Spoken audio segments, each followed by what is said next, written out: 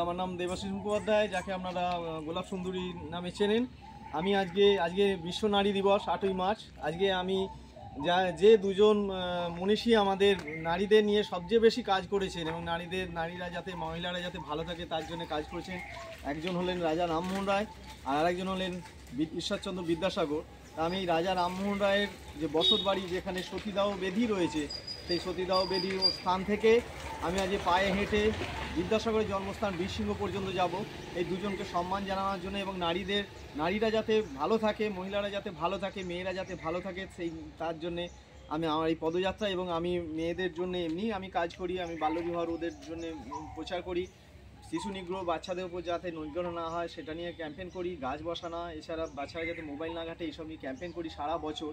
আজকে নারী দিবসে আমি এই প্রোগ্রামটা নিলাম যে এখান থেকে হেঁটে আমি বিদ্যাসাগরের জন্মস্থান পর্যন্ত যাব। এই দুজন মনীষীকে আমি স্মরণ করছি এবং ওনারা অনেক কাজ করেছেন। ইনি সতীদাহ প্রথার মতো কুপ্রথা বন্ধ করেছিলেন, যেটা এখনকার জেনারেশন তারা হয়তো অতটা বুঝতে পারবে না, তখনকার দিনে যে কি কঠিন কাজ ছিল এটা। এছাড়া বিদ্যাসাগর মহাশয় বাল্যবিবাহ রোধের জন্য কাজ করেছেন, বিধবা বিবাহ চালু করেছেন এবং মেয়েদের শিক্ষার জন্য অনেক স্কুল তৈরি করেছিলেন। এই দুজনকে স্মরণ করেই আজকে আমি নারী দিবসে আজকে আমার এই পদযাত্রা এই খানাকুলের রাজা রামমোহন রায় বসত বাড়ি থেকে মেদিনীপুরে বীরসিংহ বিদ্যাসাগরের জন্মস্থান পর্যন্ত। আমার নাম হচ্ছে দেবাশিস মুখোপাধ্যায়, আমি খানাকুল থানা অন্তর্গত মাঝপুর প্রাথমিক বিদ্যালয়ের প্রধান শিক্ষক। আমার আরেকটা নাম হচ্ছে গোলাপ সুন্দরী।